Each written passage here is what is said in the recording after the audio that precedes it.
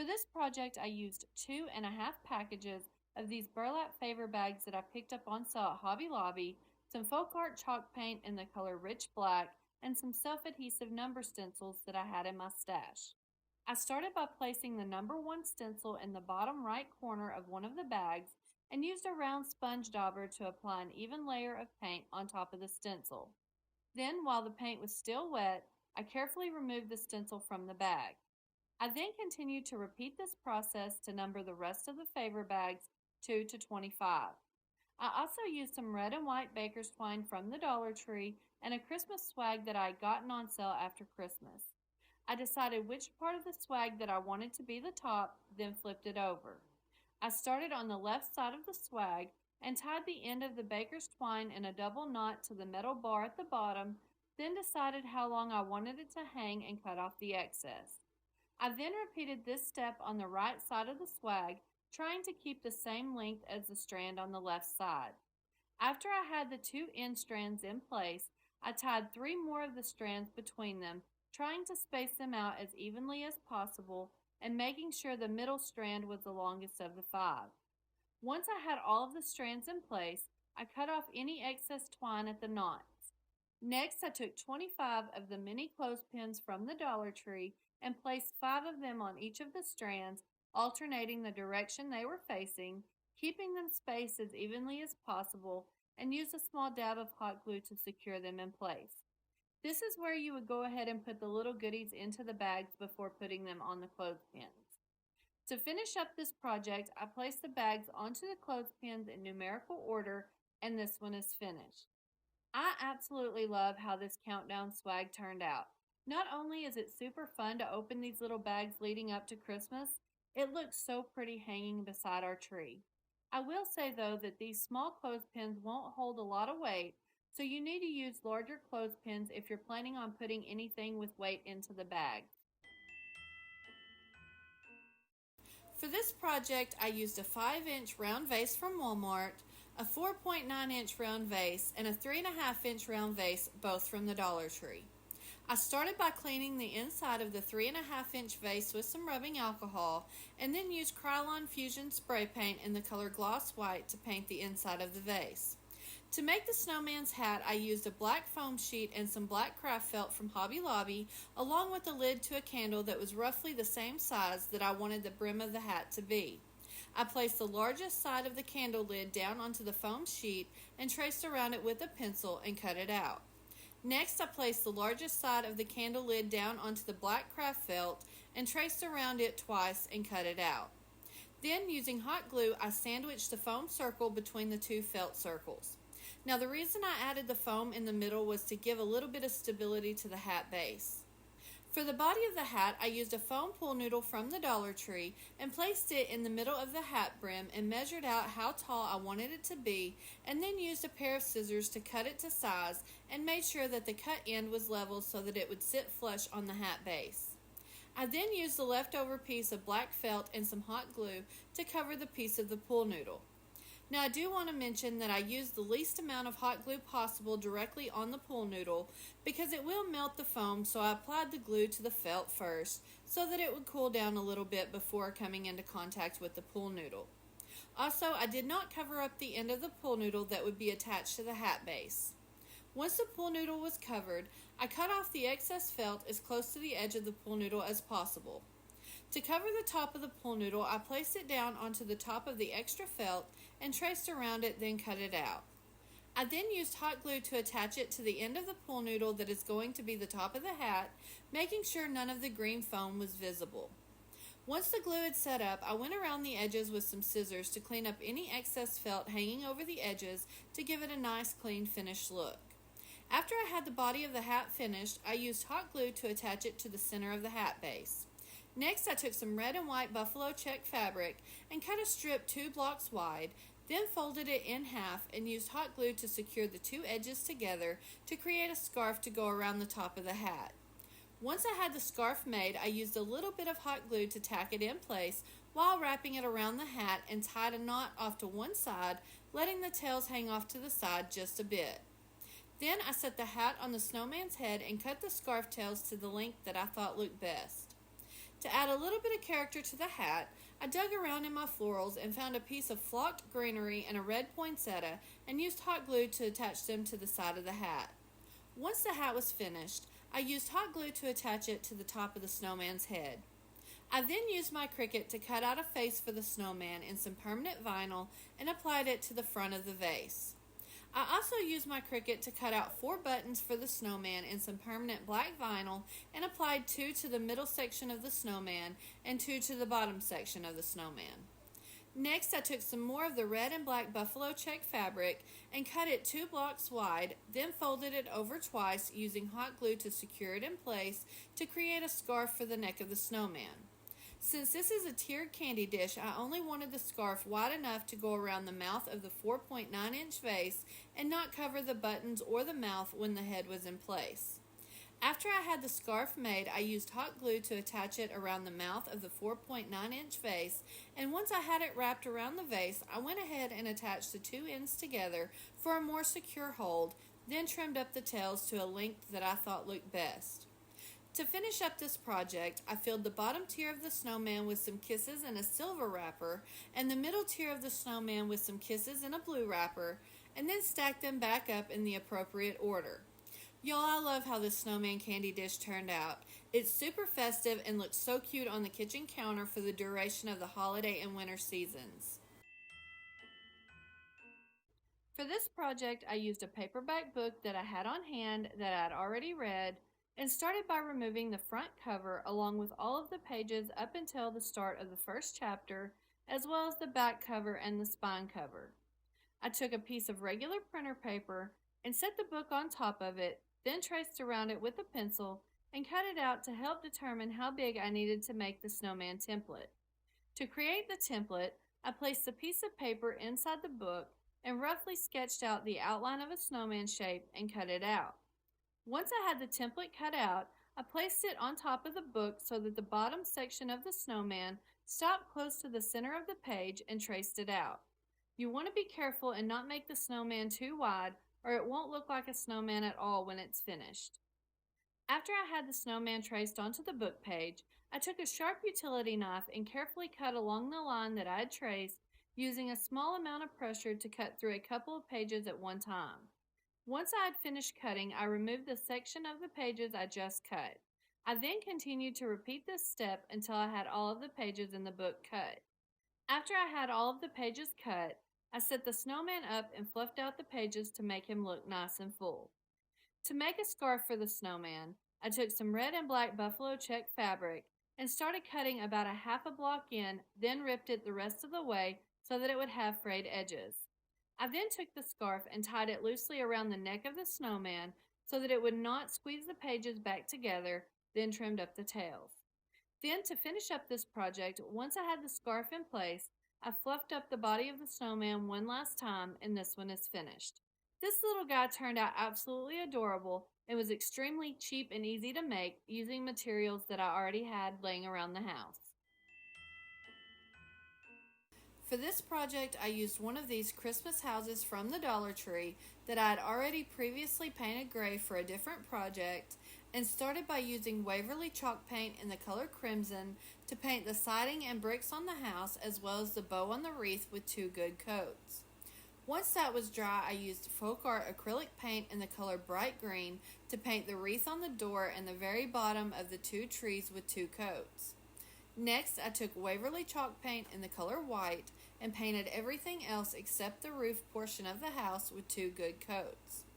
I used this white microfiber car cloth from the Dollar Tree to cover the roof of the house to give it a snow-covered look. I started by cutting off all of the finished edges around the cloth, then making sure the fuzzy side was facing up, started applying it to the top of the house. I placed the cloth on the top of the roof and cut a small area so that it would fit down around the base of the chimney, and then cut the piece of cloth roughly the same size as the roof. I then used hot glue to attach the cloth to the roof, making sure to use enough hot glue in certain areas so that the cloth would maintain the same shape and contour as the roof. Once I had the piece of cloth glued into place, I cut off any excess that was hanging over the edges. I repeated these steps to add the cloth to the roof on the first section of the house. Next, I used hot glue to cover the top of the chimney with a smaller piece of cloth, again making sure the fuzzy side was facing up. I then used hot glue to attach strips of the cloth around the edges of the roof to create an overhang of snow. Here is how the house looked once I had the roof completely covered and had trimmed up all of the edges to make it look nice and neat. Next, I took a piece of scrap cardboard that I had laying around and placed the house on top, then traced around it the shape that I wanted the base to be and cut it out. Once I had the base cut, I placed the house back onto the cardboard where I wanted it to sit and took a Sharpie and marked the placement of the front and back of the house so that I would know where I needed to place the tea light.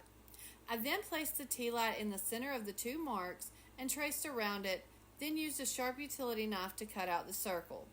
After I had the hole cut for the tea light, I took the leftover car cloth and used hot glue to attach it to the top of the cardboard, again making sure the fuzzy side was facing up.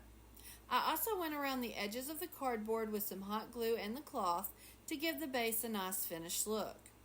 Once I had the base covered, I took a pair of sharp scissors and cut out a hole for the tea light and trimmed up around the bottom edge of the base to give it a nice finished look. To assemble the scene, I placed the house over the hole in the base, making sure it lined up correctly, and then used hot glue to secure it in place.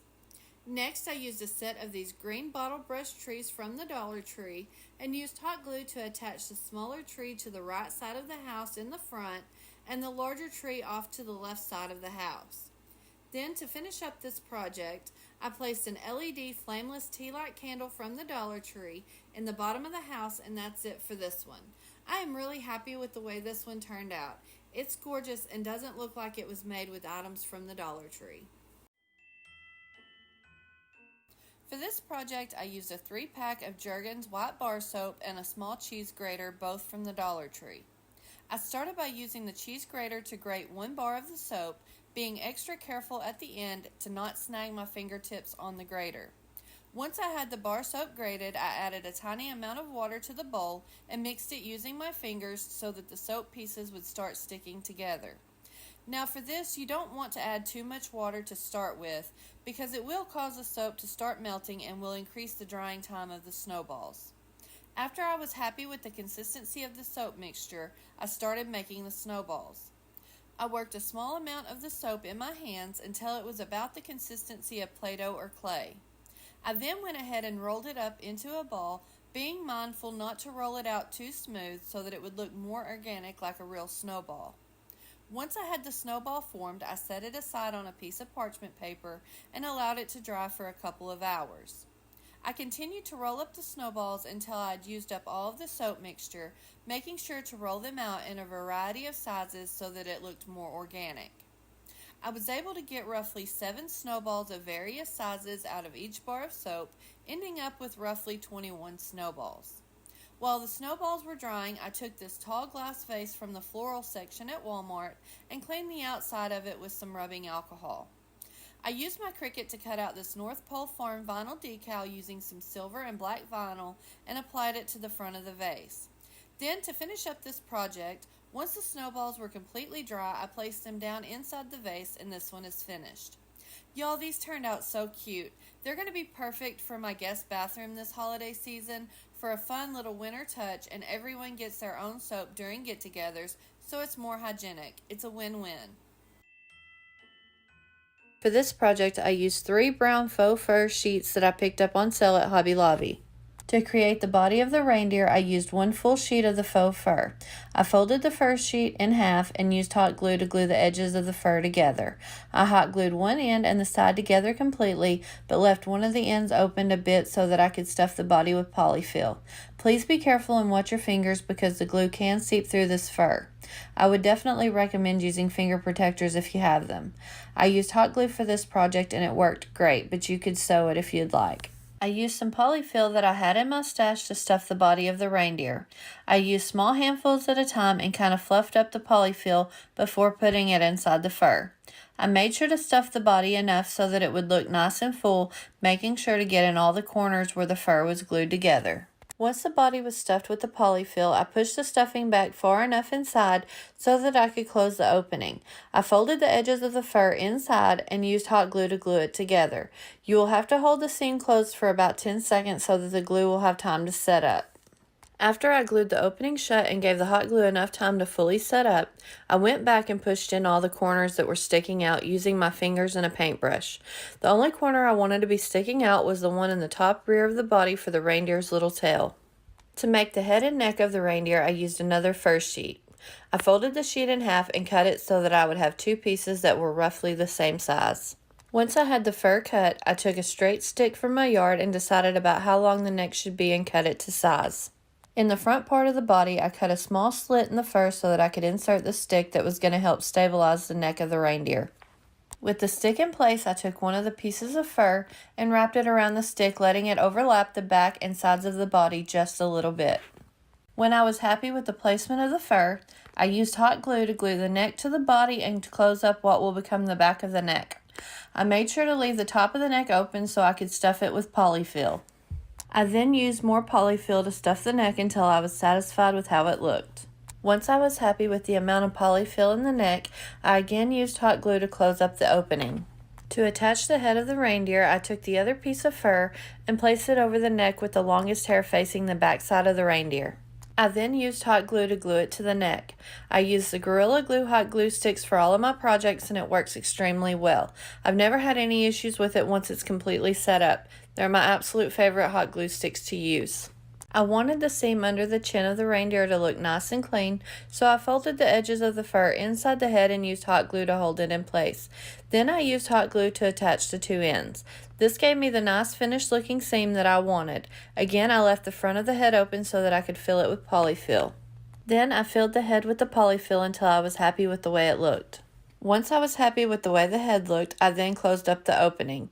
Again, I wanted a nice clean look, so I folded the edges inside the head and hot glued them. And then I hot glued the finished end so that you wouldn't be able to find the seam once it was completely closed. To finish the body of the reindeer, I pushed in all the pointed edges on the body except for the one that was going to be the tail. You can do this with your fingers, but I found that it was much easier and quicker to use the end of a paintbrush. To make the ears, I took a piece from another fur sheet, folded it in half, and cut out two ear-shaped pieces. Once I had the ear shapes cut, I used hot glue to glue each of the ears together. I did not need to stuff the ears since they were fluffy enough by themselves. After I had the ears glued together, I used a pair of scissors to shape them and make them look more like reindeer ears. I decided where I wanted the ears to be on the head and moved the fur so that I could see the mesh underneath. I then used a generous amount of hot glue to attach the ears. I tried to get them as even as possible, but I didn't worry about them being perfect. I did have to hold the ears in place for about a minute until the glue set up enough to hold them standing up straight. I noticed that you could see a couple of bald spots on the ears, so I used some of the fur that I'd cut off and some hot glue to cover them up. After the glue had set up, I reshaped the ears. After I had the body completely assembled, I went in and trimmed up some of the fur around the face where I would be putting the nose and some of the other areas of the body where the fur was a little too long. I made sure to leave the fur longer on the tail area since I wanted it to stick up a bit. For the reindeer's legs, I went out in the yard and picked up 4 sticks that were roughly the same thickness and cut them all to 9 inches long. I cut a small slit on the side of the reindeer and inserted the leg. I put the leg in first to make sure it was positioned correctly and looked the way that I wanted it to. I then removed it, added some hot glue, and put it back in, that way it would be secure and not fall out. I repeated this process on all 4 legs, trying to get them as even as possible.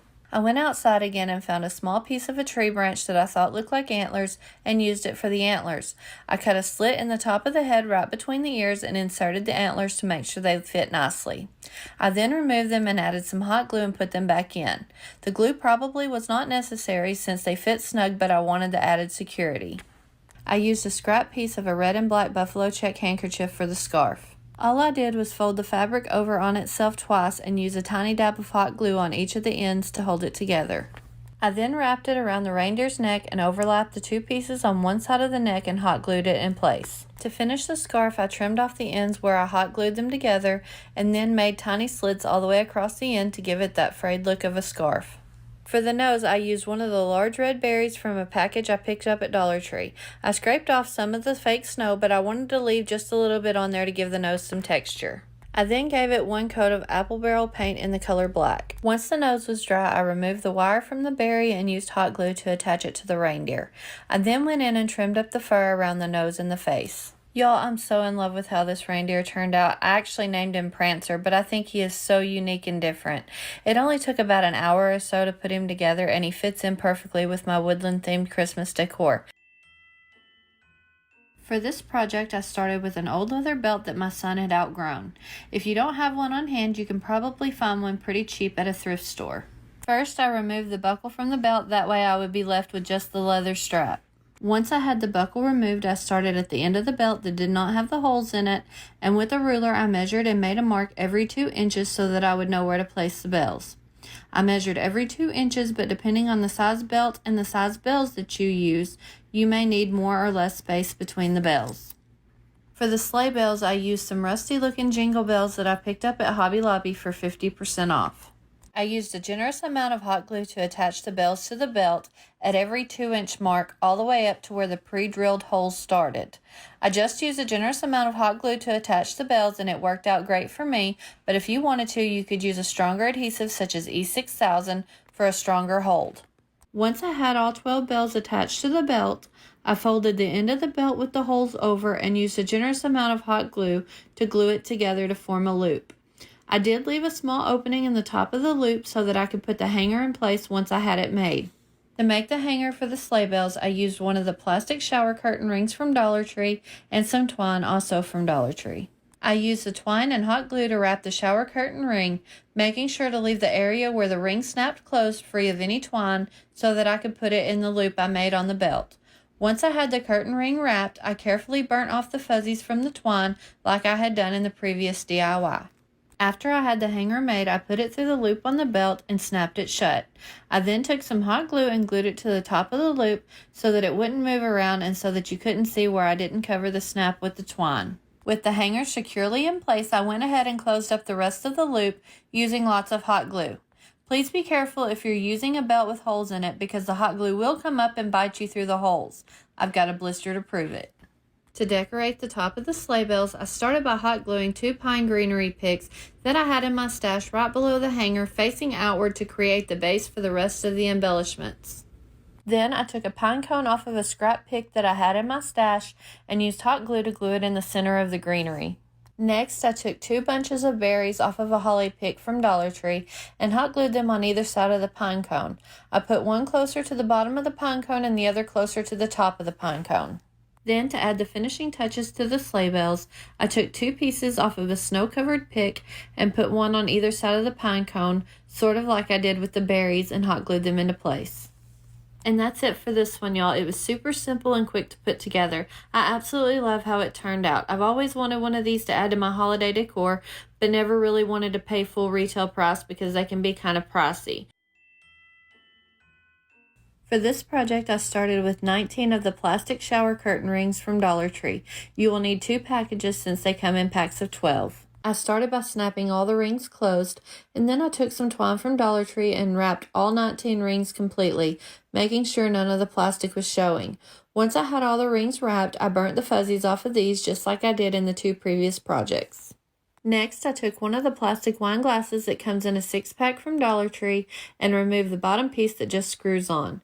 Then I took some more twine from Dollar Tree and wrapped the entire wine glass, including the stem, using hot glue where I needed it. The further up you get on the stem, the more hot glue you will need to use.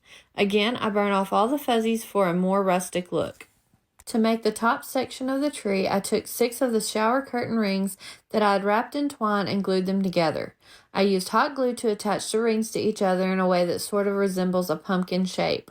I put a small line of hot glue on the very edge of the ring and glued it to the very edge of another ring, and repeated that step until all 6 rings were attached in a circle with an opening in the middle. Once I had the top section of the tree made, I took and hot glued it down on the stem of the wine glass. You can see that it fits perfectly down on the stem, which is exactly what I was wanting. After the top of the tree was glued onto the wine glass, I began to assemble the rest of the tree. I used hot glue and attached 6 more rings directly underneath the 6 rings on the top of the tree. Again, I hope I'm making sense. I put hot glue on the top of the ring and then again on the side of the ring that was going to be touching the wine glass. Oh, I do want to mention that when I was putting the tree together, I made sure the thick side where the snap is was pointing down for a nice uniform look. I then repeated these steps again and added a third section of rings in a straight line underneath the top section. I did try to get them in as straight a line as possible, but I didn't fuss with it too much. The bottom section is going to be a bit longer than the wine glass, so this section is going to essentially be the feet of the tree. If you have any questions about this, feel free to leave them in the comments below and I will answer as soon as possible. Here's what the tree looked like once all three sections were glued into place. The wine glass helps to give the illusion that the tree gets wider with each additional section, which is exactly the look I was going for with this project. To create the peak of the tree, I took the last remaining ring and hot glued it on the very top in the center of the first section of rings. For the bells on the tree, I used 19 bells. I picked up 2 packages of bells at Dollar Tree that included silver and gold bells with fancy toppers. These particular bells came on a string, so I cut off 19 bells. I cut off 10 silver and 9 gold, and then I also removed the toppers from each of the bells and set them aside. After I had all the bells cut and the toppers removed, I used apple barrel paint in the color burnt umber and a makeup sponge to lightly sponge the color on all the toppers and the bells to give them a rustic look, and then I set them aside to dry. After the bells were dry, I reassembled them using twine instead of the silver string they came with. I measured out the twine so that it was just long enough so that when the bell was glued to the inside of the ring, it let the bell hang about midway down. I also used hot glue to reattach the toppers on each bell. Unfortunately, I somehow lost some footage of reassembling the bells, so I do apologize. Once I had all the bells reassembled, it was time to start putting them on the tree. I started with one of the silver bells and hot glued it to the top ring right in the center and then cut off the excess twine. Please be careful if you decide to do this project and watch your fingers when attaching the bells. The hot glue is super hot, so I would definitely recommend wearing finger protectors. You can pick some up at Dollar Tree or any other craft store. I would also recommend using a low temp glue gun if you happen to have one on hand. I continued gluing the bells inside the rings all the way down to the bottom of the tree. I alternated the colors of the bells so that they would create a pattern. Then, once I had all the bells on the tree, I took a silver mini tree topper from Dollar Tree and removed the spring piece that holds the star onto the tree. This is made of metal, so I used some wire cutters and it was easy to snip off. This is what's going to be the topper for the bell tree. Once I had the bottom part of the star removed, I took apple barrel paint and burnt umber and a makeup sponge and lightly sponged on the color around the edges of the star as well as the raised middle section, just to make it look a little rusty and rustic looking. After the paint on the star was dry, I used a generous amount of hot glue to attach it to the top of the tree. I also went back after the glue had set up and reinforced the glue on the back of the star with more hot glue. I used hot glue for this entire project and it's held up beautifully, but if you wanted to, you could use a stronger adhesive such as E6000 along with the hot glue. Here's how this one turned out. I'm really happy with the way this tree looks. It's definitely different but very unique. I can't wait to add it to my holiday decor this year. For this project, I started with 2 of the smaller Santa gift boxes from Dollar Tree. These sort of look like little books to me, so that's what I'm going to turn them into. For the cover of the books, I went to Google and typed in vintage children's Christmas books and picked 2 little golden book covers that I liked the best that were published in or around the 1950s. I made sure to get a picture of the covers that looked worn and used and printed them out on regular printer paper, and then I cut them out. I used satin Mod Podge to attach the book covers to the gift boxes. I started by applying a generous amount of Mod Podge to the back of the book cover with a foam brush. Then I applied a generous amount of Mod Podge to the lid of the gift box. Once I had the Mod Podge on both the box lid and the book cover, I centered the book cover onto the lid and used my fingers to smooth out most of the wrinkles. But I did not mind a few wrinkles because I felt like it gave the book more character and made it look a little more used. After I had the cover on the lid, I went ahead and opened the lid and wiped away any of the excess Mod Podge that had squished out from under the cover. I also went ahead and folded in any of the cover that was sticking out past the lid and on the side of the box. I then repeated the same steps to adhere the other book cover to the lid of the other box. Once I had the covers on both boxes and the Mod Podge was dry, I went back in with some more satin Mod Podge and applied a generous amount on top of the covers to seal them and to make sure that all of the edges were completely adhered to the boxes. After the top coat of the Mod Podge was completely dry, I took some 150 grit sandpaper and sanded the entire outside of the box except for the lid. I really wanted it to look as if this book had been very well loved and vintage. I had no particular look I was going for, but I made sure to be a little heavier handed in random areas on the spine of the book as well as on the bottom of the book. I did this to both of the books. Here's how the book looked once I had all the areas sanded. To finish off these vintage Christmas books, I added a little dab of hot glue to the edge of the box and glued the lid shut. This step is completely optional, but I made these books to be displayed on my tiered tray, and I didn't want them to be open when they were standing. I absolutely love how these vintage Christmas books turned out. I think I may have to go back to Dollar Tree and pick up a few more gift boxes and make a few more of these for my bookshelf. For this project, I used one of the white Christmas trees from Dollar Tree. I started by putting the feet on the base of the tree so that it would stand. Then I went through and separated all of the tree branches so that they would be easier to spray paint. Next, I took the tree outside and gave it a coat of Rust-Oleum metallic finish spray paint and chrome. I made sure to also paint the base and the trunk of the tree. Here's how the tree looked once the paint was dry. To make this tree look more like a vintage aluminum Christmas tree, I bent the branches so that they were as straight as possible and all pointed slightly upwards like those you see in old photographs. I wanted this tree to look like the aluminum Christmas trees from the 50s, so I thought this Dollar Tree tree was perfect since the branches are a bit sparse, and if you look at the original aluminum trees, they're less full than the traditional trees that we have today. I also wanted vintage-looking ornaments for this tree, so I picked up a box of mini shatterproof ornaments from Walmart that had the color combination I was looking for. I picked out a few of the ornaments that I thought looked most like those from the 50s. And since I forgot to pick up hangers for the ornaments, I made some using paper clips I had in my office. I unfolded one end of the paper clip and put on the ornament. I then twisted the wire in a loop around the hanger that was already on the ornament, and then created a hook with some pliers on the other end. I then cut off the excess wire with some wire cutters and was able to hang the ornaments on the tree. Here's the finished tree. I am so in love with this tree. I've always wanted an aluminum Christmas tree, but the rest of my family don't really appreciate the shine apparently. So I'll be content with this mini faux aluminum tree for my tiered tray. For this project, I started with 2 of the plastic terrarium planters from Dollar Tree. I painted the inside of one of the terrariums using apple barrel paint in the color Key West, and the inside of the other terrarium using apple barrel paint in the color Cameo Pink. I wanted a nice, smooth, even coat of paint on the inside of the terrarium with no brush strokes, so I used a pour method. I poured some of the paint inside the terrarium and tilted it around until the entire inside was evenly coated. I added more paint as necessary until I was happy with the way it looked. Then I set the terrarium upside down with the opening inside a paper cup and allowed it to drip dry. I repeated this method on both terrariums. To decorate the inside of the tabletop ornaments, I used a snowman figure for one and a Santa figure for the other. I picked up both these figures at Walmart. I also used a set of the green bottle brush trees from Dollar Tree and a package of fake snow also from Dollar Tree. To decorate the pink ornament, I started with the small bottle brush tree and hot glued it in the very back. I did have to bend it down a bit at the top so that it would fit through the opening, but I was able to straighten it back up once I had it glued into place. Next, I hot glued the Santa in the very front of the ornament. I used hot glue for this project, but you could use a stronger adhesive if you wanted.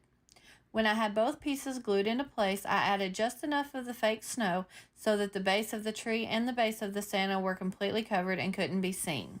I repeated the same steps to decorate the blue ornament, but since I used the larger bottle brush tree, I had to cut it down using some wire cutters. To finish off the tabletop ornaments, I took some white puffy paint from Walmart and went around the openings on both ornaments in a circular motion so that it would look like snow around the openings.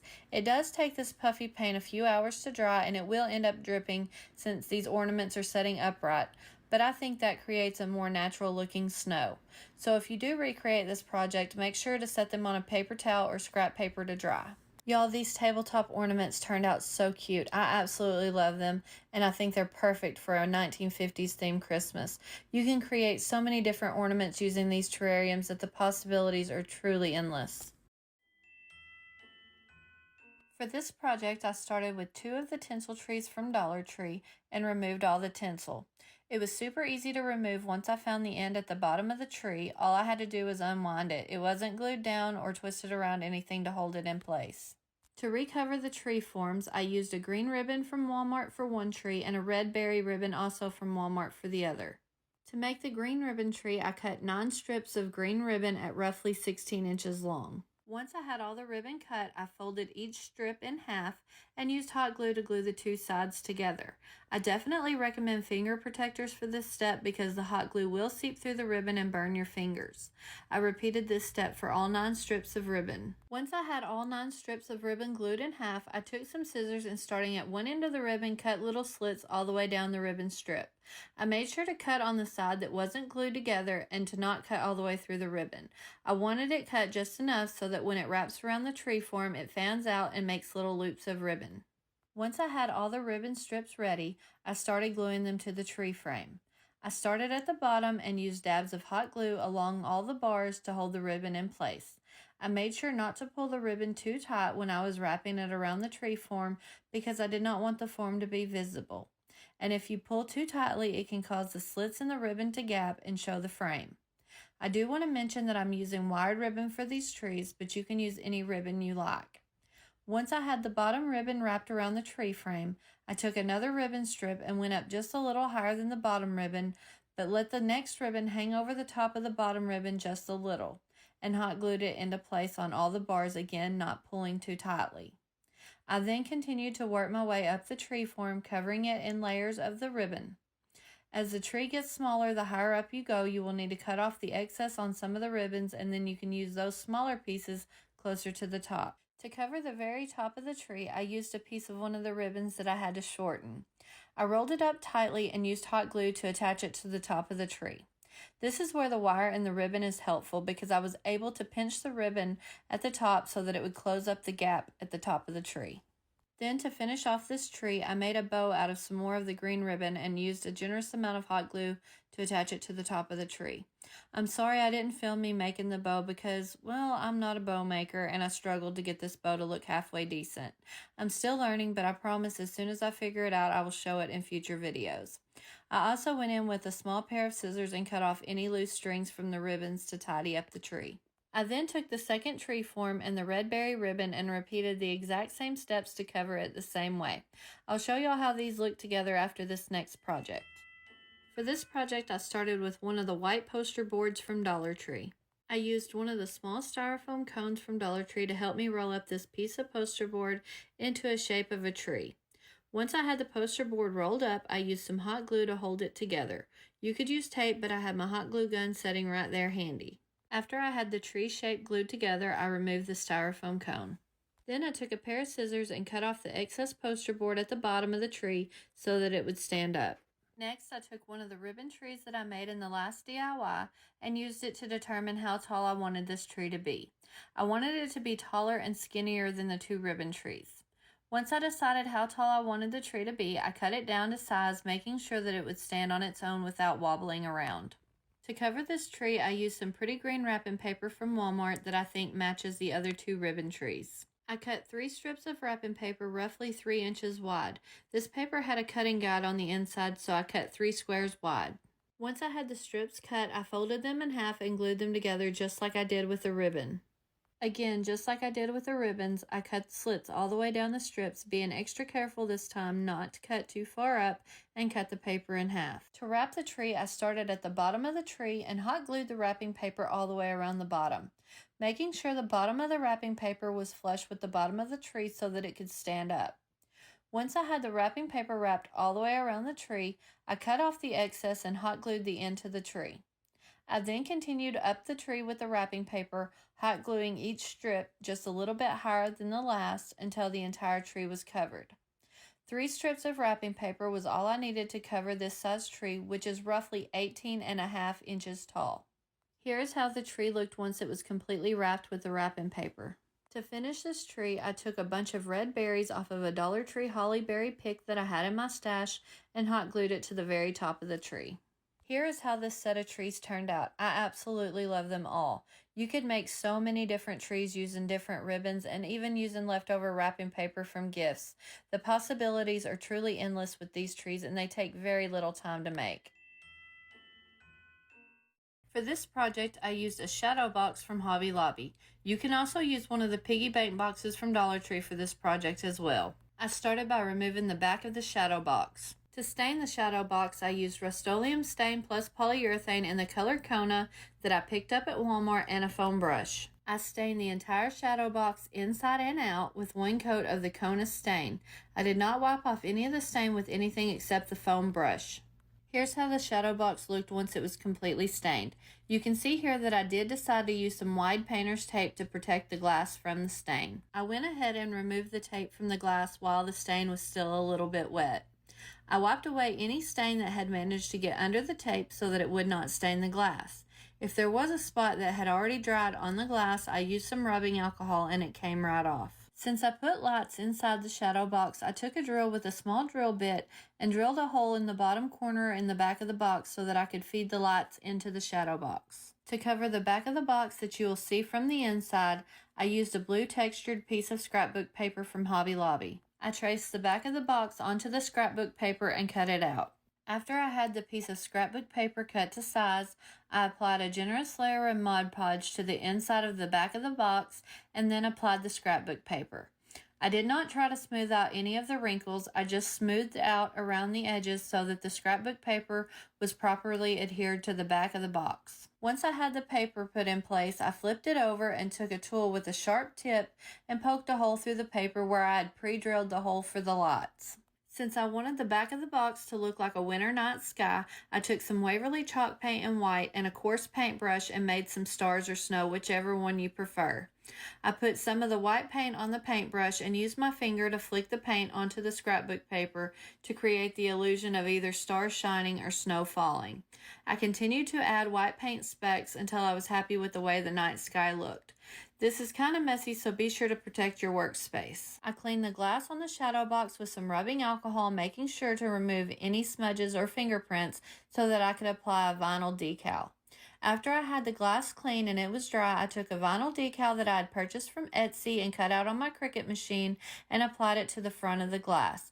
I absolutely fell in love with this decal as soon as I saw it, and I knew that it would be perfect for this project. To decorate the inside of the shadow box, I used some fine snow that I got on sale for 50% off at Hobby Lobby, but you can get fake snow just about anywhere. I flipped the shadow box over and added a little bit of the snow. To make the shadow box light up, I used one pack of LED fairy lights from Dollar Tree. I put the string lights through the hole in the back piece of the box and pulled all the lights through so that it was all on the inside of the box. And then I used a little bit of hot glue to secure the end of the light string on the back of the box so that the light string wouldn't pull out easily. Next, I turned on the lights and started attaching them to the scrapbook paper with little dabs of hot glue. There was no rhyme or reason to how I placed the lights. I just placed them where I thought they would look best behind the snow to illuminate the shadow box. I made sure not to put any of the lights any higher than the snow because I wanted the wires and the lights to be hidden by the snow. Once I had all the lights glued into place, I replaced the back of the shadow box with the lights at the bottom and secured it in place with the tabs. To finish up this project, I hot glued the battery pack for the lights on the back of the shadow box. I made sure to leave the side where I could easily change the batteries showing, and then I also tacked down the loose wires so they would not show. I made sure not to glue around the edge of the back of the shadow box so that it could be removed if needed. This one was quick and easy to make, and I'm super proud of this project. I think it's so pretty during the day and even more so lit up at night. For this project, I started with a 16 by 20 canvas that I picked up in a 5-pack at Hobby Lobby. I removed the canvas material from the frame by cutting along the outside edge of the staples with a utility knife and then pulling the material off the frame. I went back and removed all scraps of material that was left on the back of the frame along with any loose staples. I did not worry about any of the other staples that were not loose. I just left them in the back of the frame. They will not be seen once this project is completed. Then I used the same Kona stain from the last project and stained the front and sides of the frame using a foam brush. Once the frame was dry, I took a piece of black ready foam board from Dollar Tree and traced along the outside of the frame so that I could get the perfect size piece of foam board to fit the frame. I then used a utility knife to cut it out. After I had the piece of foam board cut out, I set the frame back on top, making sure all the edges were lined up nice and even.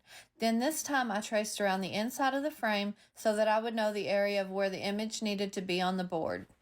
Next, I took an image that I had traced onto some printer paper from Google Images, just like I had done in the first project, and taped it onto the foam board, getting it as close to centered as I could in the area that I had traced out.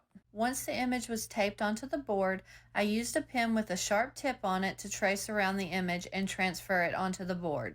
I did not have to use much pressure at all for the pen to make an indentation in the foam board so that it was easy to see so that I could paint it.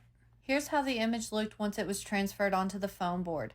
I did end up going in and adding a few more stars at the bottom because I felt like it looked a little plain. I used a white oil-based Sharpie paint marker and traced back over the indentations in the foam board.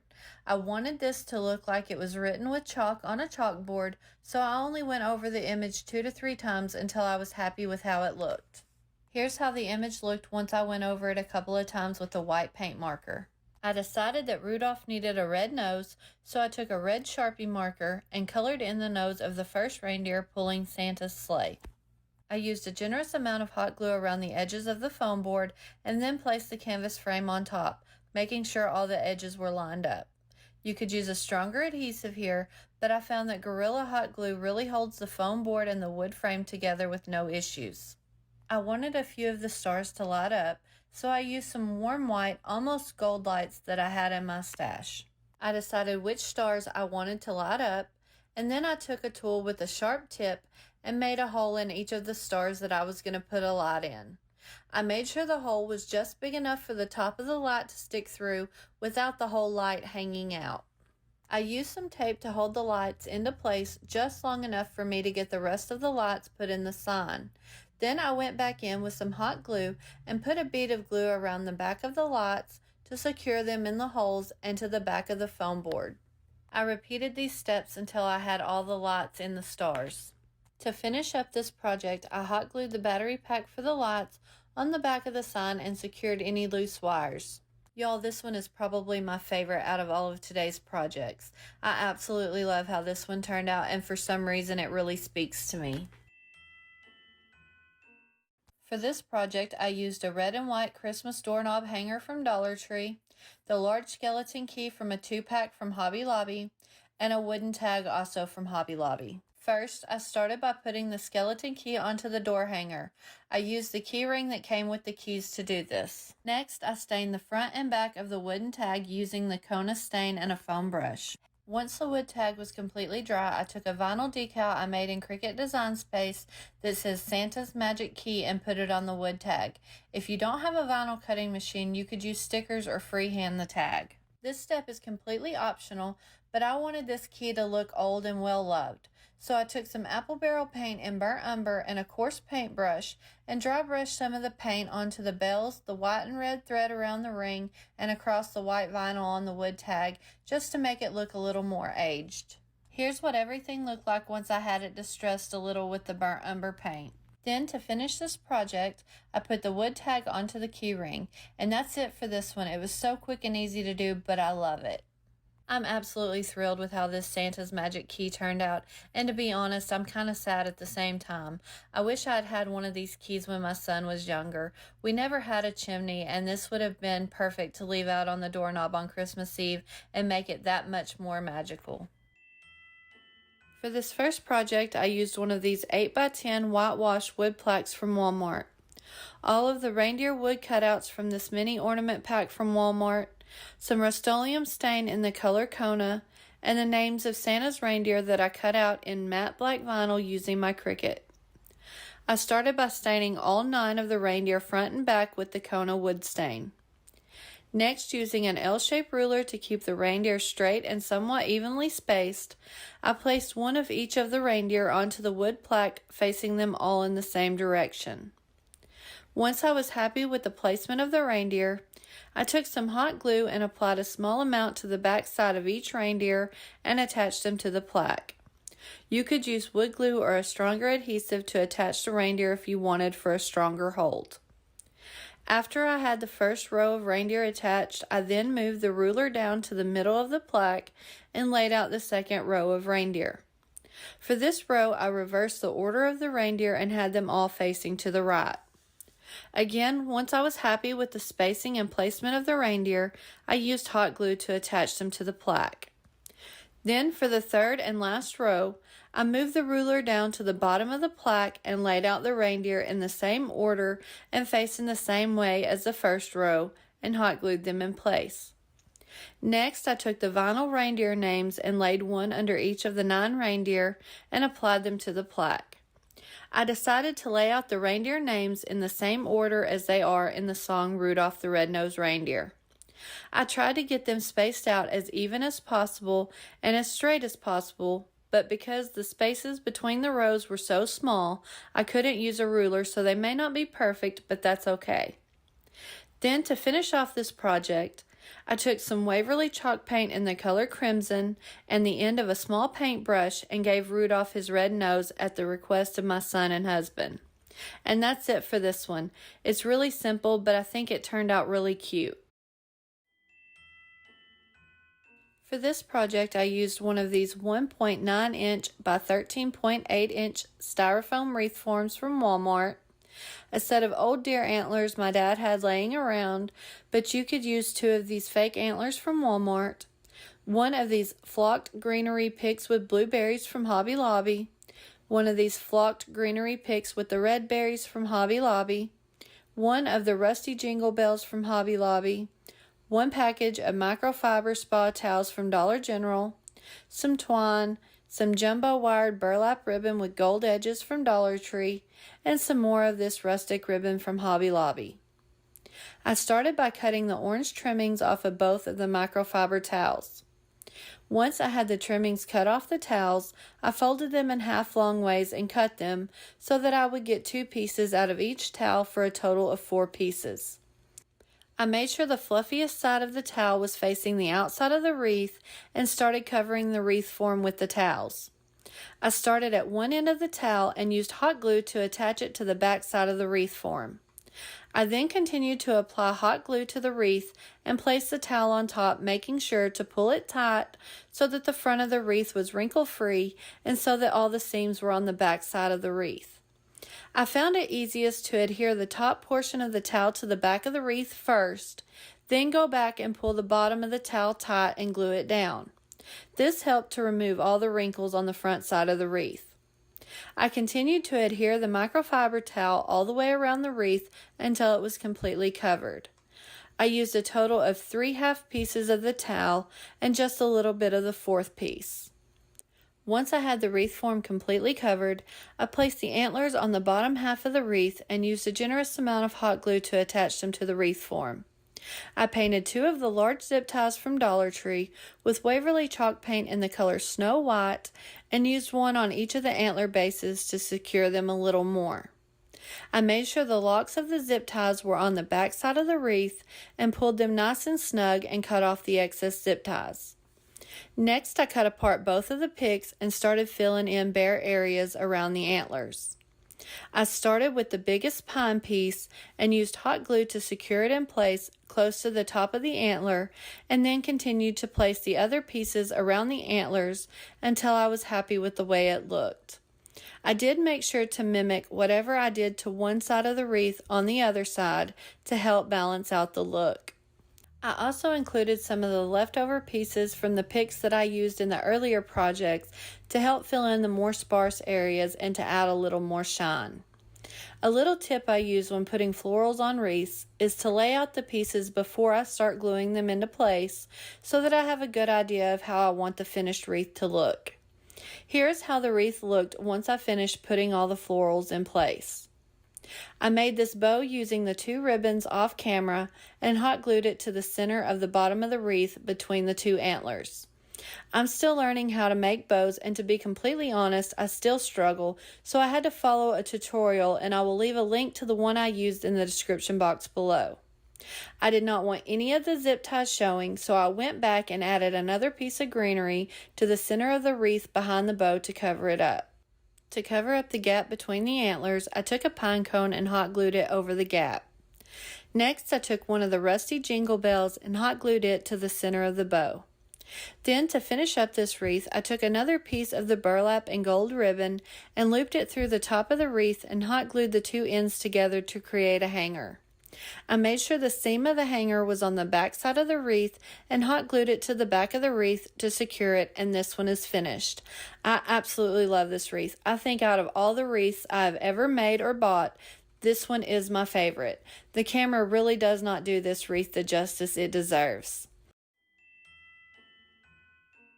For this project, I used 2 of these wooden incense ash catchers from Walmart, 2 of these 1.25 inch wooden wheels from Hobby Lobby, 2 of the jumbo skewer sticks from Dollar Tree, some twine, Waverly chalk paint in the color Snow White, Waverly chalk paint in the color ink, a white glitter pick from Hobby Lobby, a frosted berry pick from Hobby Lobby, a berry and eucalyptus pick from Walmart, some wood filler, and some sandpaper.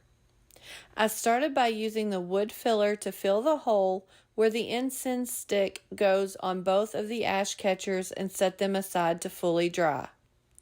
Once the wood filler was completely dry, I took some sandpaper and sanded down the area where I had applied the wood filler so that it would be nice and smooth. Next, I used Waverly chalk paint in the color Snow White to paint the front, back, and sides of both of the ash catchers. This did take about 4 coats to fully cover the blue-green color. Once the paint was dry, I took Waverly chalk paint in the color Truffle and a coarse paintbrush and distressed the front, back, and sides of both of the ash catchers. I used a dry brush method for this distressing. If I happened to get too much paint in any one area, I would dampen my finger and rub the excess paint off the ash catcher, which would also smear some of the paint to give it a more worn and weathered look. This is how both of the ash catchers looked once I had them distressed. Next, I took one of the large skewer sticks and cut the end with the point down to roughly 12 inches using miter shears. However, you will see in the end, I went ahead and cut them down to roughly 9 to 10 inches. Once I had the skewer piece cut, I took some sandpaper and smoothed out the cut end. I then used this skewer piece to measure and cut the other skewer stick to size, again keeping the pointed end of the stick. Next, I used some masking tape and taped off maybe an inch on the flat end of the skewer stick and painted them with Waverly chalk paint in the color ink. Once the paint was dry, I taped off the black ends with masking tape and painted the rest of the skewer sticks with Waverly chalk paint in the color Snow White. Then, once the paint was dry, I put a small dab of hot glue just a little bit up from the bottom of the black area, which is going to be the handles, and started wrapping the twine up towards the top roughly 6 times and added another dab of hot glue to secure it in place, leaving just a little bit of the black part of the handle showing. I then repeated this step to add twine to the top of the other skewer stick. This step is just a matter of preference, but I like to take a lighter and very carefully burn off what I call the twine fuzzies so that I have a nice, clean, finished look. Doing this also gives the twine a rustic, worn look that I love as well. Next, I took Waverly chalk paint in the color Truffle and a coarse paintbrush and distressed the white part of the sticks just like I did the ash catchers. I used Waverly chalk paint in the color Ink to paint the front and back of both of the little wheels. I did have to drill out the holes in the wheels a bit so that they would fit over the ends of the skewer sticks. Here you can see the wheels have a grooved side and a flat side. I wanted the flat side to be facing the bottom of the stick towards the point. I put a very thin layer of hot glue around the skewer stick, just a little bit above the point on the end, and placed the wheel on top of the glue to secure it in place. To clean up any rogue hot glue, I used a heat tool to heat up the dried glue and used a Cricut pick to scrape it away. I then repeated these steps to add the other wheel to the other skewer stick. To put the skis together, I made an X shape with the two ash carriers and added a generous amount of hot glue between them where they came in contact with one another. I also used a ruler to help keep them level during this step. Once I had the two pieces glued together, I stood them up flat on the table and placed the first ski pole so that it would be flush with the bottom of the skis and used hot glue to attach it to the center of the skis at a slight angle. Next, I took the other ski pole and again with the skis standing, I placed it across the first pole to form an X shape and used hot glue to secure it in place. Again, you will see at the end that I did not like the ski poles being so long, so I did go back and cut them down, repaint, and wrap the handles. I cut the floral picks apart and starting with the largest piece, I placed it on the left side right under the top ski pole and used hot glue to secure it in place. Then I took the other large piece and hot glued it to the center of the skis going in the opposite direction. Next, I cut the frosted berry pick apart and hot glued the individual frosted leaves around the center of the skis and around the poles to create a little nest for the berries. I took the 3 red berries and hot glued them down in the center of the frosted leaves. I then took 2 of the white berry picks and placed one on either side of the poles. To finish off this piece, I took 2 small pine cones and a white seed pod from a pack of decorative filler from Dollar Tree and used hot glue to attach the seed pod to the center of the skis right above the red berries, and then I hot glued the pine cones right under the seed pod. Here you can see that I went back and cut the ski poles down so that they were a bit more proportionate to the skis. I absolutely love how these turned out. They would look gorgeous on a tiered tray, entryway table, or up on a shelf. For this first project, I used 2.5 packs of these stocking hangers from Hobby Lobby, 2.5 packs of these deer figurines from Hobby Lobby, all of which I got on sale for 60% off, some Rust-Oleum forged hammered spray paint in the color burnished amber, and some Gorilla Glue. I started by using an alcohol wipe and cleaned the top of the stocking hanger really well, and then used a clean paper towel to dry it off. Next, I applied a generous amount of the Gorilla Glue to the bottom of one of the deer figurines and placed it on top of the stocking hanger, getting it as close to centered as possible, and set it aside to dry for several hours. I then repeated this step to attach the other 4 deer to the other 4 stocking holders. Once the Gorilla Glue had time to fully set up, I took all 5 stocking hangers outside and gave them 2 good coats of the Rust-Oleum burnished amber spray paint, and this one is done. I am absolutely in love with these stocking hangers. I've wanted some for a long time but didn't want to pay a fortune for them at the store. For this next project, I used 2 pieces of a wood fence panel I picked up at Lowe's for $2.27. Each piece is 31 inches long and 5.5 inches wide.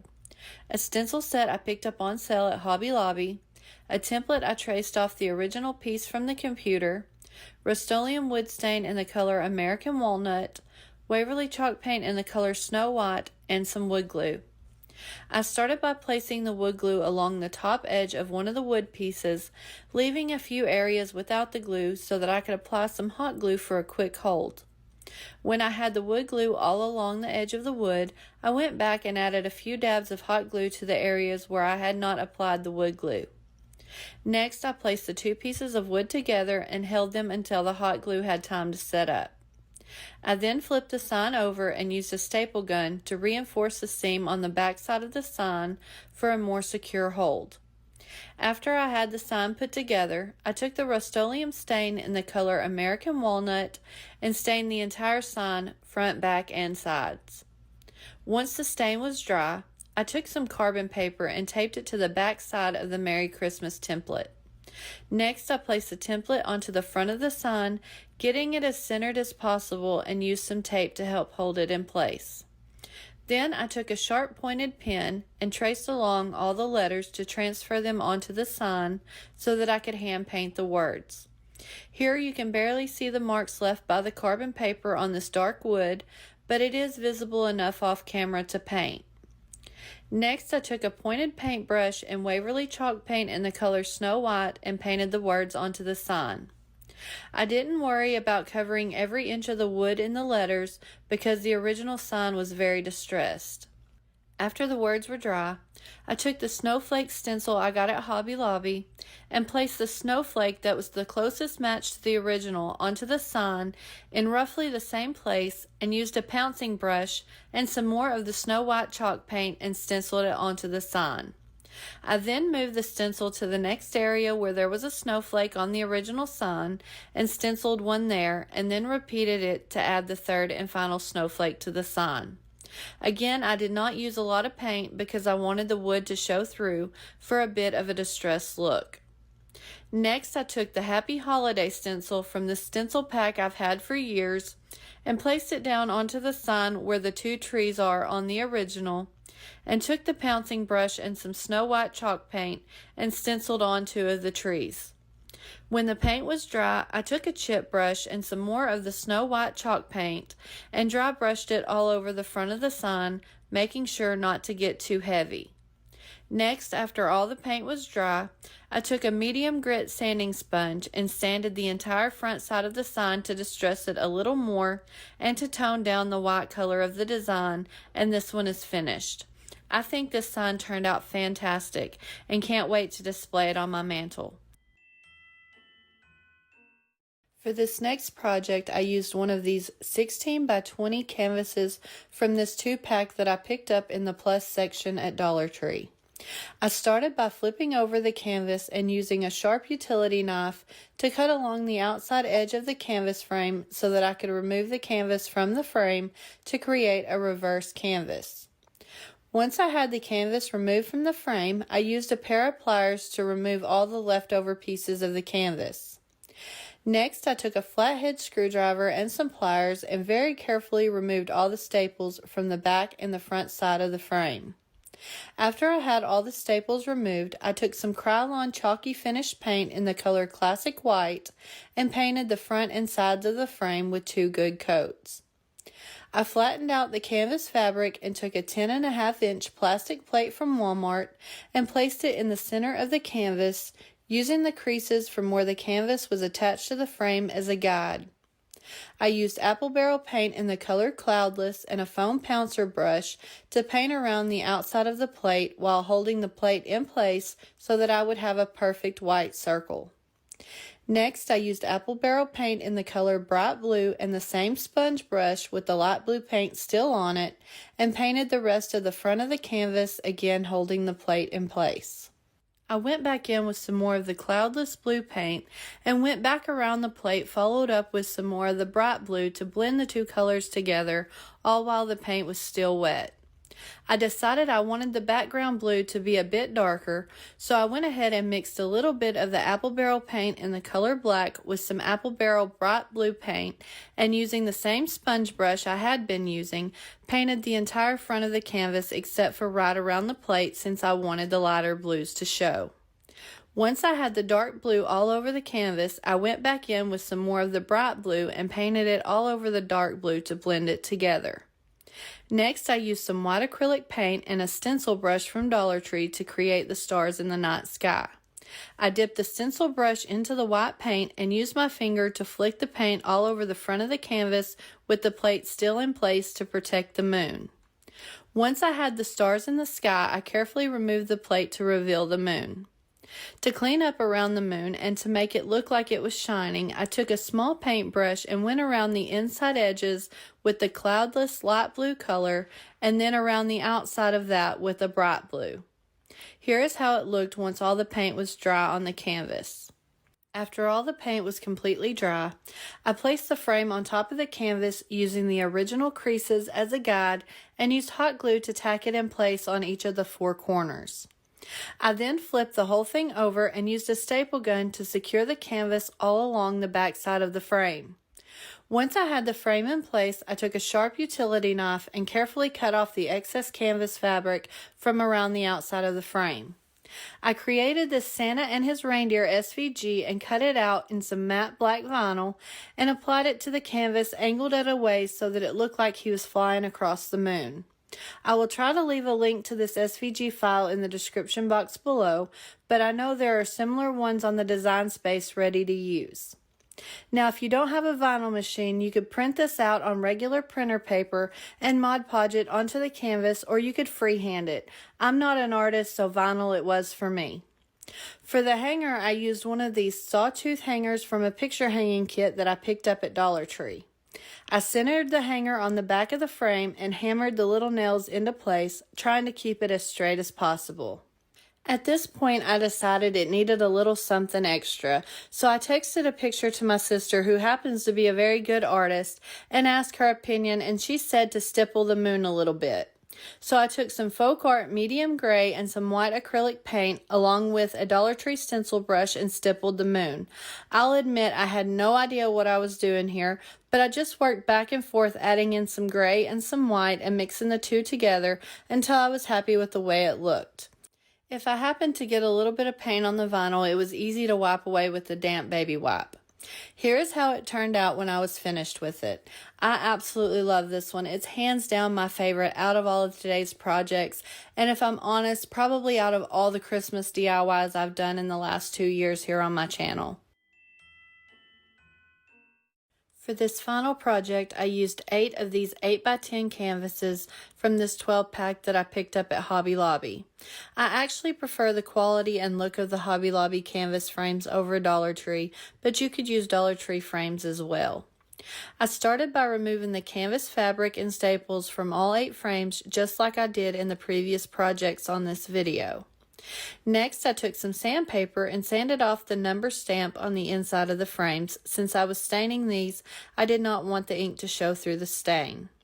Once I had all the frames prepped, I took 4 frames that fit together nicely to form the shape of a window and used wood glue and a small dab of hot glue to attach all 4 frames together and set them aside to dry. I did go ahead and clean up any of the wood glue that squished out around the edges of the frames with a damp baby wipe. After the wood glue had a couple of hours to set up, I did flip the frame over and reinforce the back seams with a generous amount of hot glue for a bit of added security. When all the glue had time to dry, I took some stainable wood filler and filled in the gaps between the 4 frames on the front so that it looked like one solid piece. Once the wood filler was completely dry, I took some sandpaper and sanded the areas where I applied the wood filler so that it was nice and smooth. I then stained the front, back, and sides of the window frame as well as the front, back, and sides of the other 4 frames with Rust-Oleum wood stain in the color American Walnut. Next, I used 4 8x10 picture frames from Dollar Tree and removed the glass since I only wanted to use the glass for this project. I used this ice crystal spray that I picked up at Walmart and sprayed just the front sides of the glass with one light coat. I did clean the glass with some rubbing alcohol and let them completely dry before spraying them. It takes about 30 minutes for these ice crystals to form, but I'm impatient, so I went ahead and used my heat tool and they were dry in no time, but just to be safe, I let them set overnight. I flipped the window frame over and used some E6000 to attach the glass face side down with the side that I sprayed the crystals on facing down to the back of the frame. Once I had the glass in place, I applied more E6000 around the edges of the glass and placed one of the other frames down on top with the flat back touching the glass. I made sure to try and get the glass and frame lined up as best I could with the frame on the window. These frames are not perfect, so they may be a little crooked, but it's nothing too noticeable. I then repeated these steps to add the glass and frames to the other 3 windows and then set some heavy objects on top and set them aside to dry for a couple of hours. While the window was drying, I took one of these folding wooden Christmas scenes that I picked up on sale at Hobby Lobby and removed all 4 hinges so that I would have 3 individual pieces. Next, I took some Krylon chalky finish paint in the color Classic White and painted all the trees front and back on all 3 pieces and the rooftop of the little cabin. Then I took Waverly chalk paint in the color Hazelnut and painted the front and back of both of the deer on the smallest piece. I used Waverly chalk paint in the color Crimson to paint the front and back of the little cabin. I then used Waverly chalk paint in the color ink to paint Santa and his reindeer and the little chimney on the cabin, although now I wish I'd painted Santa and his reindeer white so that they would show up a bit better. Once I had everything painted, I took an extra canvas frame and used it to measure where I needed to cut the piece with Santa so that it would fit in the upper pane on the window and marked it with a pencil. I then took a ruler and a sharp utility knife and scored the wood along the line so that I could snap off the excess. After I had the piece cut to size, I took some sandpaper and sanded the edge so that it was nice and smooth. I used one of these white microfiber cloths from Dollar Tree to add snow to the Christmas scene pieces. I started by cutting off the finished edges of the cloth. I then added a line of hot glue around the top and side of the small wood scene and placed the microfiber cloth on top of the glue and continued to add more glue around the edges until I had the whole front side covered with the cloth. These cloths have two sides. One is a little more fluffy than the other, and that fluffy side is the side that I wanted to be showing as the snow. After I had the top and the sides glued into place, I cut off the excess cloth and hot glued the bottom and the other side down into place. I then flipped over the piece and cut off all the excess cloth so that it would have a nice, clean, finished look. I repeated these steps to cover the bottom half of the other two wood pieces. Once the glue on the window frame was completely dry, I flipped it over so that I was working on the side where I had not sprayed the crystals. You can tell the difference by the feel of the glass, which side is the front and which is the back.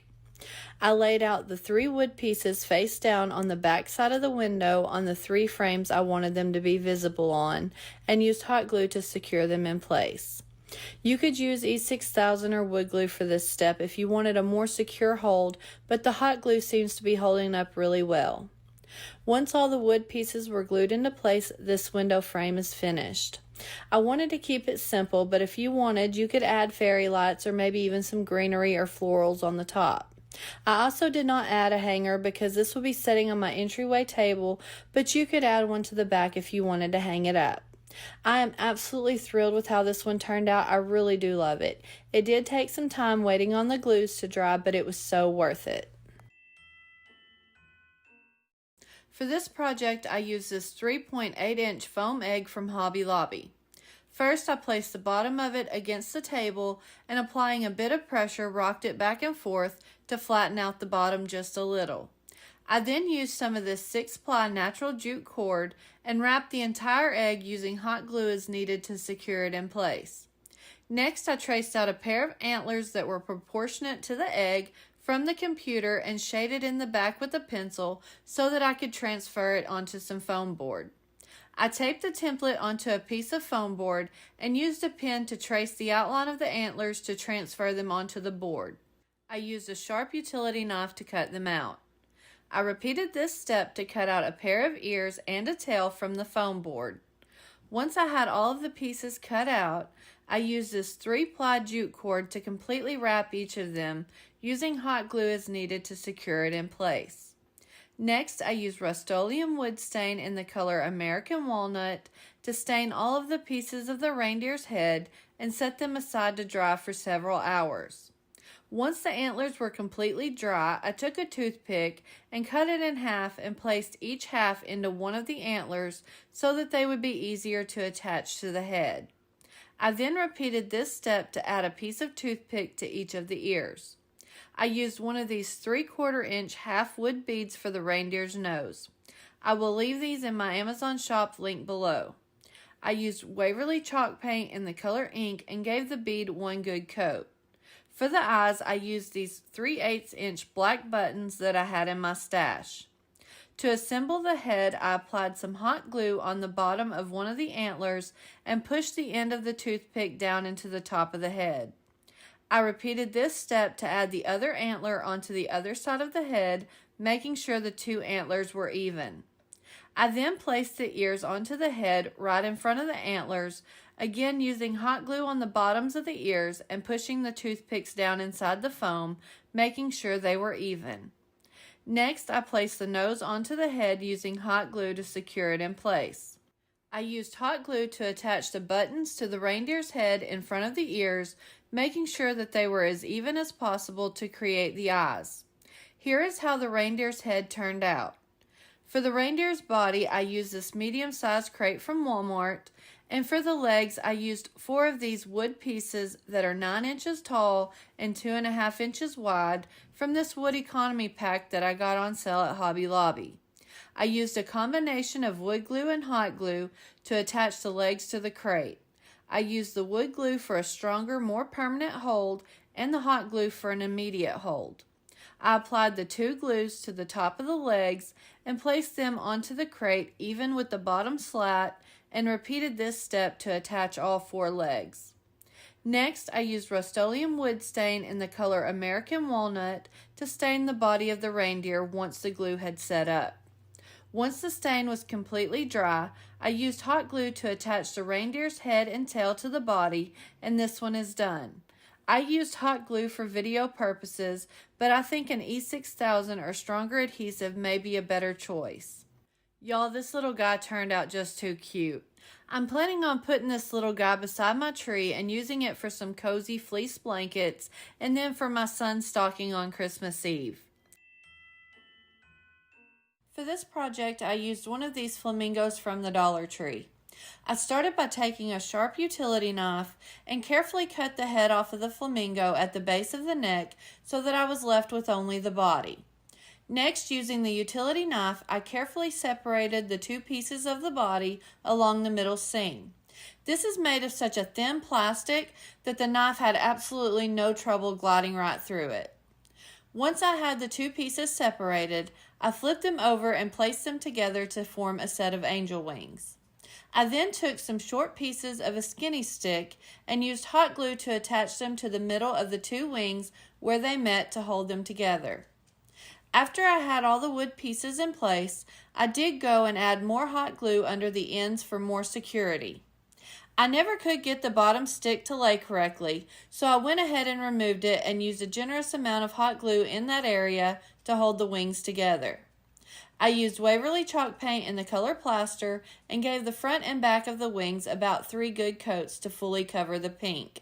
Once that was dry, I used some Faux enamel paint in the color gold ore and lightly dry brushed the front of the wings.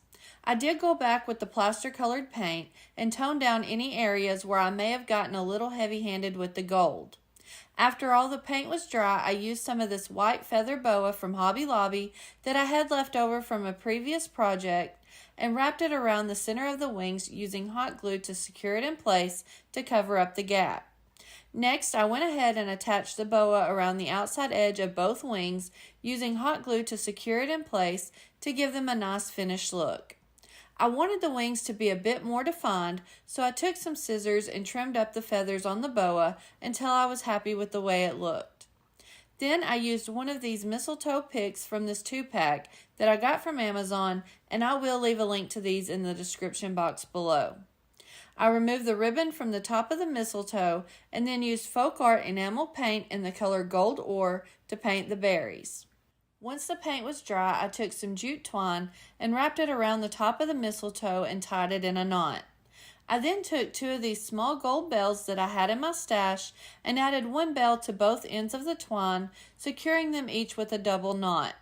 I wanted the bells to hang at different heights, so I made sure when tying on the second bell that it was just a bit lower than the first. I used this white and gold ribbon from Dollar Tree, as well as this burlap ribbon with a gold trim also from Dollar Tree to create this small bow. I applied some hot glue to the back of the bow and attached it to the top of the mistletoe pick. Next, I made a tiny shoestring bow with some jute and used hot glue to attach it to the center of the ribbon bow and trimmed up the tails. Once the bow was in place, I took some wire cutters and cut off the end of the pick and used hot glue to attach it to the center of the wings at the top. To finish up this project, I took a piece of jute twine and used hot glue to attach it to the back side of the wings to create a hanger, and this one is done. I am super happy with the way these wings turned out, so I'm thinking about getting a larger flamingo and making a large pair to create a set. For this project, I used one of these 3.8 inch by 11.9 inch styrofoam cones from Hobby Lobby and used some of this 6-ply jute to completely wrap it, using hot glue as needed to secure it in place. Next, I used almost 2 whole packs of these Driftwood chips that I picked up on sale at Hobby Lobby. I used hot glue to attach the smaller wood chips all the way around the bottom of the cone, placing them as close together as possible, all while keeping them straight and flush with the bottom. Once I had the first layer on, I then used hot glue to attach the larger chips right above the small chips, letting them overlap just a little and making sure that they lined up right in between the small chips to create the second layer. I then continued to attach the wood chips in layers, alternating between the small chips and the large chips until I got to the very top of the cone. Next, I took one of these 2.4-inch styrofoam balls from this pack from the Dollar Tree and used the same 6-ply jute to completely wrap it, using hot glue as needed to secure it in place. Once I had it completely wrapped, I used hot glue to attach it to the very top of the cone to create the angel's head. To create the wings, I traced out one side of the wing the size I wanted them to be onto some regular printer paper and cut it out to create a template. I then used a piece of this white ready board from the Dollar Tree and placed the template down onto the foam and used the pencil to trace around it. Once I had the wing traced, I flipped the template over and lined it up and traced it out with a pencil to create the set of wings so that they would be symmetrical. After I had both wings traced onto the foam board, I went back with a pencil and filled in the gaps between the wings. To cut out the wings, I used a sharp utility knife with a fresh blade, and now I use this one from the Dollar Tree, and I actually prefer it to cut the foam board over some of the other more expensive knives that I've used. Also, when I'm cutting the foam board, I make sure to work in sections and use light pressure and make a couple of passes in order to let the blade glide rather than pulling it and cutting it all in one pass, which I've found actually rips and crushes the foam board. I used Waverly chalk paint in the color plaster and gave the front and back of the wings one light coat, making sure not to saturate it, which tends to bubble the paper on the foam. Once the paint was dry, I took the same 6-ply jute and used hot glue to attach it to the outside edges of the wings for a nice finished look. I then applied hot glue to the top and bottom center part of the front of the wings and attached them to the back of the angel. To create the halo, I used some of this wired jute from the Dollar Tree. I simply made a circle with the jute in the size that I felt was appropriate for the size of the head and twisted the jute on itself to secure it in place. Then I cut off the excess jute, leaving just enough pointed down to attach to the head. I did go ahead and use a small dab of hot glue on the cut end of the jute to keep it from unraveling once I had enough of the wire exposed to push into the foam ball. Then to finish this one up, I pushed the wire of the halo down into the back of the foam ball, and this one is done. Y'all, this one turned out amazing. It's hands down my favorite out of all of today's DIYs. I honestly don't know that this one will ever go into storage. For this project, I used one of these 16 by 20 inch blank canvases from the plus section at the Dollar Tree and started by flipping the canvas over and very carefully used a flathead screwdriver and a pair of pliers to remove the staples so that I could remove the canvas from the frame. Once I had the canvas removed, I noticed that there was a staple in each of the 4 corners on the front, so I went ahead and removed those as well. Since I removed the front staples, the frame was a bit weak, so I flipped it over and took a stapler and added 1 staple to each of the 4 corners on the back to help firm it up.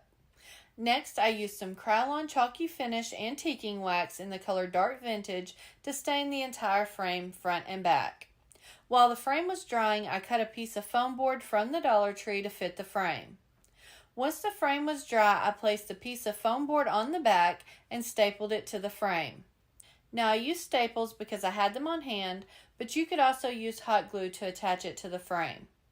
I went ahead and traced out the phrase, "Meet me under the mistletoe" from my computer onto some printer paper in the size that would fit the sign and colored in the back side with a pencil to create a transfer. I placed it on the front of the sign a little ways up from the bottom in the center and used some painter's tape to hold it in place, and then took a pen and traced the words to transfer them onto the foam board, being careful not to apply too much pressure and puncture the foam. Once I had the words transferred, I took an ultra-fine tip black Sharpie and carefully filled in the letters. Next, I took one of these gold eye hooks that I had in my stash and placed it in the inside ledge of the frame at the top in the middle. I then used this mistletoe pick that I picked up on Amazon in a 2-pack, and I will have these linked below.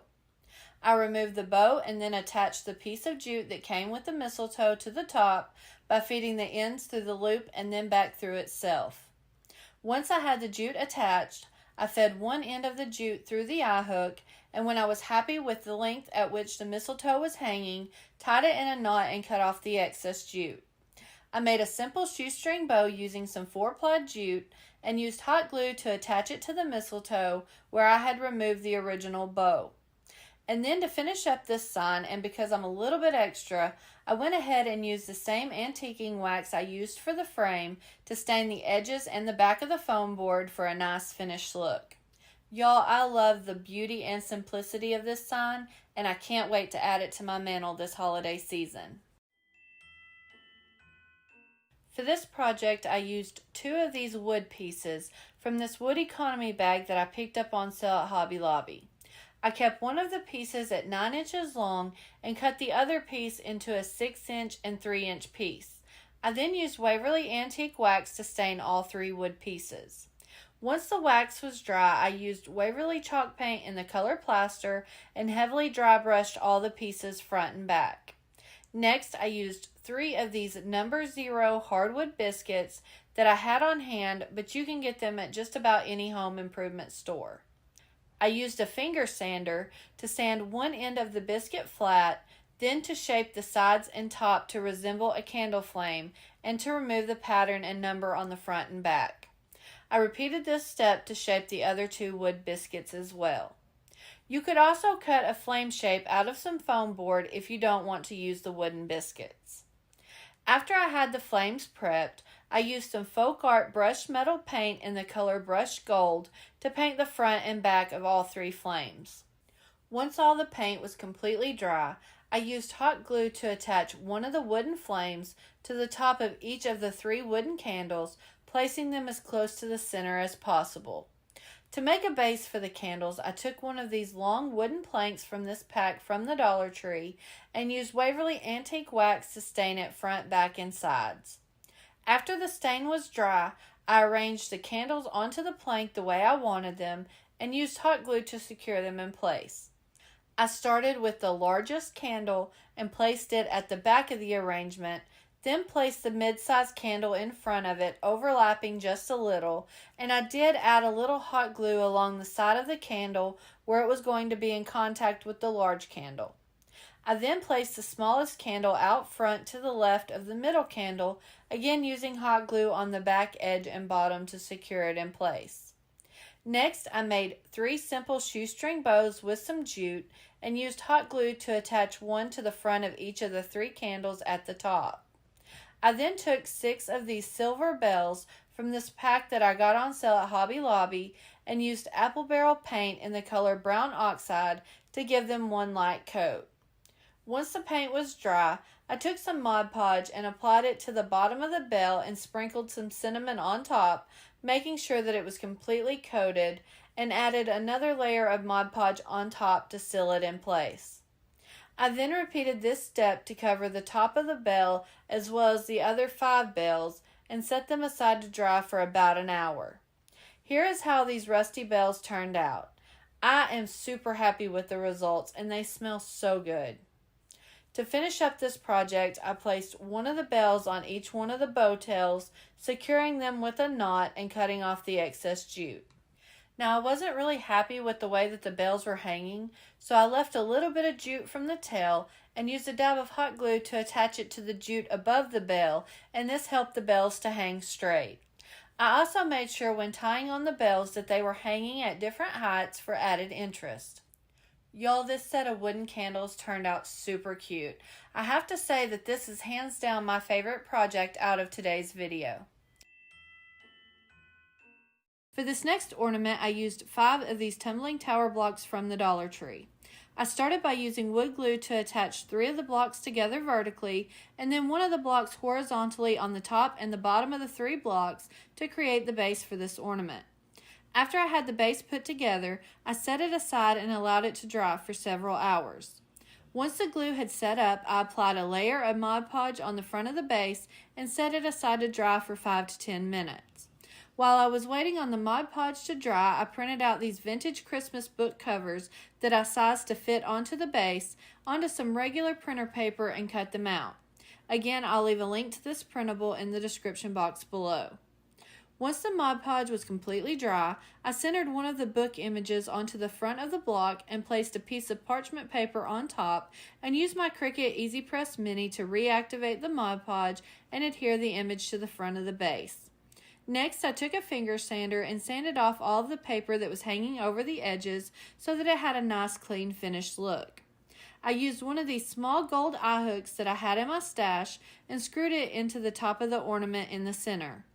Then, to finish this one up, I took some of this thin red ribbon and attached it to the eye hook using a slip knot, then tied a knot in the top and cut off the excess ribbon to create the hanger, and this one is finished. I then repeated these steps to create 2 more vintage Christmas book ornaments to create a set. Y'all, these are some of my favorite ornaments. I love the simplicity of these, but the look of the book covers adds such a nostalgia to this vintage-inspired decor. For this next set of ornaments, I used these vintage Christmas song sheet music images that I made and printed out onto some regular printer paper and cut out. Again, these will be linked in the description box below. I did go ahead and cut the coordinating blank pages in half while cutting out the images. To put these pieces together, I used some of this Beacon Clear adhesive and placed a line of glue along the front at the top of one of the half pieces and placed it at the bottom of the sheet music facing down so that the back of the half piece was facing upwards. I then repeated this step to attach the other half piece to the top of the music sheet. It should look like this once the top and bottom pieces are in place. After the glue had set up, I took the piece over to the kitchen sink and used a lighter to lightly burn the sides to give it an old and worn look. Next, I used one of these 1/2-inch wooden dowels from the Dollar Tree and measured it along the top of the music sheet to see how long it needed to be, then marked it with a pencil. I then repeated this step to measure and mark the bottom piece of the music sheet. I then cut the pieces of the dowel to size. I also used 4 of these 8mm wooden beads from Amazon and used Faux Art brushed metal paint in the color brushed gold to give them 2 good coats. Once the paint was dry, I used hot glue to attach one of the wooden beads to one end of the dowel and repeated this step to add a wooden bead to each end of the 2 dowels. Next, I applied a line of hot glue along the dowel rod and placed the end of the bottom of the music sheet on the dowel and rolled it up to look like a scroll and secured it in place with another line of hot glue at the bottom of the music sheet. I then repeated this step to add the second dowel rod to the top of the music.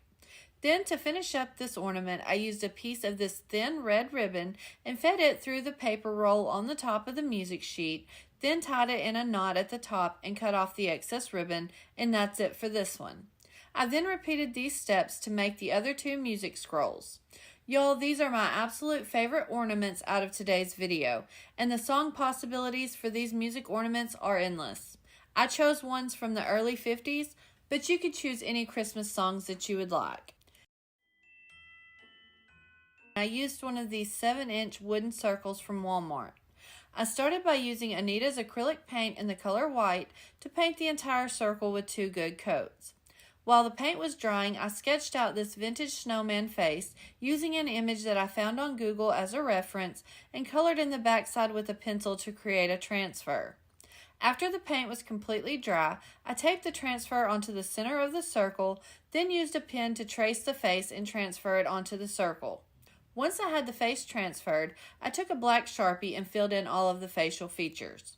Next, I took 2 of these half wooden beads from Amazon and used Faux Art paint in the color Seashell Pink to give them 2 good coats. I then took one of these round tacks from the Dollar Tree and used Waverly chalk paint in the color ink and gave it 2 good coats. Once the paint on the tack was completely dry, I took a pair of wire cutters and cut off the end of the tack. To assemble the 3D elements of the face, I used hot glue to attach one of the half-wood beads to each side of the face where I had marked with little dots on the transfer for the cheeks, and then used hot glue to attach the tack to the center of the face as the nose. Then to finish up the face, I used hot glue to attach some of the silver chenille stems around the outside edge of the circle. To make the snowman hat, I used 2 of these plastic shower curtain rings from this pack that I picked up at the Dollar Tree and some of this thick black felt that I had in my stash. I measured out a strip of felt that was 3 inches wide and cut it to size.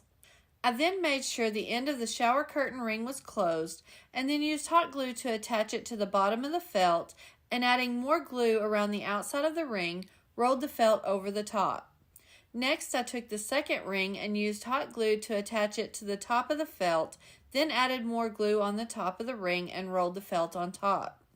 After I had both rings in place, I continued to add glue on top of the rings and rolled the felt until I had the rings completely covered, then added hot glue along the seam to secure it in place.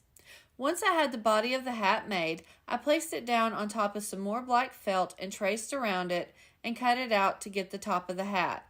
I then used hot glue to attach it to the top of the hat, then used a pair of small scissors to cut off any excess felt that was hanging over the edge. To make the brim of the hat, I used one of these wooden coasters and traced it out onto some more of the black felt and cut it out. I then used hot glue to attach the body of the hat in the center of the brim, and the hat's finished. To attach the hat to the snowman, I placed a generous amount of hot glue on the top of the snowman's head and held the hat in place until the glue set up. Next, I used one of these tree toppers from the Dollar Tree and removed the star from the stand by simply pulling it off.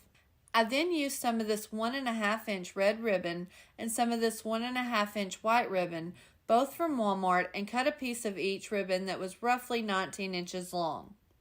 Okay, I have to apologize here because my camera turned off and I did not get the footage, but to attach the snowman to the tree topper, I used 2 tumbling tower blocks from the Dollar Tree and hot glued them to the back of the snowman, and then used an extraordinary amount of hot glue to attach the tree topper to the bottom of the tumbling tower block. Then, to finish up this tree topper, I took the 2 ribbons and wrapped them around the base of the snowman to hide the tumbling tower blocks and tied it in a loose knot, and this one is finished. Y'all, I'm kind of obsessed with this little guy. I think he is just the cutest and can't wait to add him to the top of my vintage tree this year. But y'all have to let me know what you think in the comments below.